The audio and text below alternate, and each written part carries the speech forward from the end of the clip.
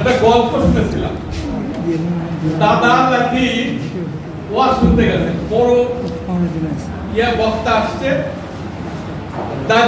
দাদা বক্তা ওয়াজ শুনতে গেছে, দাদা রেল লাগাচ্ছে লাঠি, দাদা আমি কিন্তু আপনার আসতে যাবো, চল তারপর রেডি হোক গেছে। তারা শুনিছে ওয়াজ, শোনার পরে আসতেছে, এখন নদী পার লাগবে, নদী কিভাবে পার, গ্রামটাও ছাড়া গেছে। তার নাতি করছে যে দাদা নদী কিভাবে পার হয়, বলছি কে রে এতদিন তা শিখলো না, না এখন তো আমি আপনাকে জিজ্ঞাসা করতে চাই, আমরা যারা এখানে আছি তারা বক্তৃতা করি, এই বক্তৃতা এই ঘরের মধ্যেই থাকবে না আপনার মসজিদ পর্যন্ত যাবে? মসজিদ পর্যন্ত যাবে তো ইনশাআল্লাহ। মসজিদ পর্যন্ত যদি নিয়ে যান, মনে করছেন আপনাকে এমনি এমনি ছেড়ে দেবে?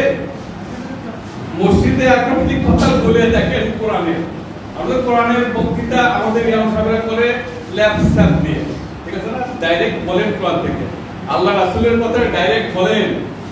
হ্যাঁ, সভাপতি যদি ঘুষখোর হয়, সুদবাজ হয়, চাঁদাবাজ হয়, তাহলে আপনার খবর আছে, বলবে ইমাম সাহেব শুনেন, কাল থেকে আপনি আসবেন না। কে আসবো না? আসবেন না, যান। আপনি তো মনে করলেন হায় হায় আমার রিজিক সুদের কম হয়ে গেল, তাই কি মনে করবেন নাকি আপনারা? রিজিক গেলে সভাপতি কিনা? রিজিক কে সভাপতি দেয় না, রিজিক দেয় আল্লাহ। আপনি যদি সঠিকভাবে সঠিক কথা না বলেন, তাহলে আপনি জিজ্ঞাসিত হবেন। ওই মুসল্লিরা আপনার দোষ দিবে, ওই যে ওয়াজ করে মুসল্লিরা বলবে যে আমাদের ইমাম সাহেব আমাদেরকে এই বলেছে, আমরা তাই করেছি, আজকে আমাদেরকে জান্নাতের দিকে দিচ্ছেন, আগে ওই ইমাম সাহেবকে আমাদেরকে আগে দেন। আপনারা হচ্ছে যে এল আপনাদের ভিতরে আছে, ওই জন্যই আপনারা কিসের এল আছে? আল্লাহর কোরআনের এল আছে, আল্লাহর কোরআনের আলো আপনাদের ভিতরে আছে, তাই আপনারা আলেম, তাই আপনাদেরকে মানুষেরা সম্মান করে। আর যারা এল আলেম নয়, তাদের কিন্তু মানুষ কিন্তু সম্মান করে না, ভয় করে, কিন্তু সম্মান করে না। আমাদেরকে ভয় করে না, কিন্তু সম্মান করে।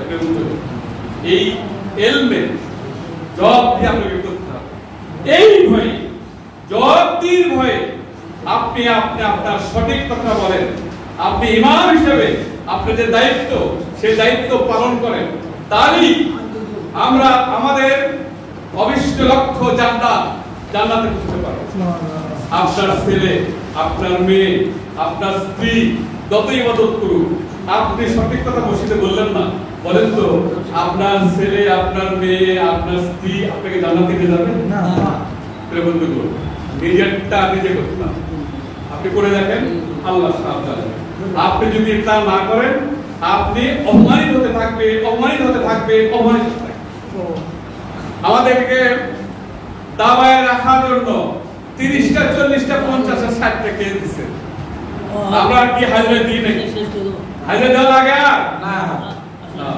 কে সাহায্য করেছে? আল্লাহ। 5ই আগস্টের পরে আমরা, বিশেষ করে আমি 2-1 দিন হাজিরা দিয়েছি, আর হাজিরা দেওয়া লাগে না। বন্ধুগণ, ভয় নয় দেখাচ্ছে যে এরা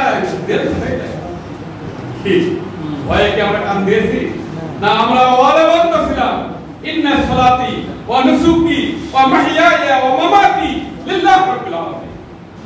আল্লাহু আকবার। বন্ধুগণ, আমি শুধু আপনাদের অনুরোধ করতে চাই, আল্লাহ আপনাদেরকে বাছাই করে দিয়েছেন, আলেম বানিয়েছেন, ইমাম বানিয়েছেন। অনেক আলেম পড়ে আছে, ঘেরাচ্ছে, ইমাম কিন্তু হয়নি। আপনাকে আল্লাহ নির্ধারণ করেছেন, একটা মসজিদ নির্ধারণ করেছেন। এই দায়িত্বটা আপনারা পালন করেন।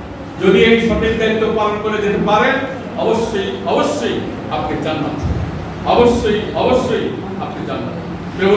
আমি আর কথা বলতে চাই না। আসুন, মনোবল আমিন আমাদেরকে আল্লাহর জমিনে আল্লাহর দ্বীন কায়েমের লক্ষ্যে যার যার তারে যেভাবে কাজ করার সুযোগ করে দিয়েছেন, আমরা সেভাবে কাজ করি। আমার তৌফিক ইল্লা বিল্লাহ। আসসালামু আলাইকুম।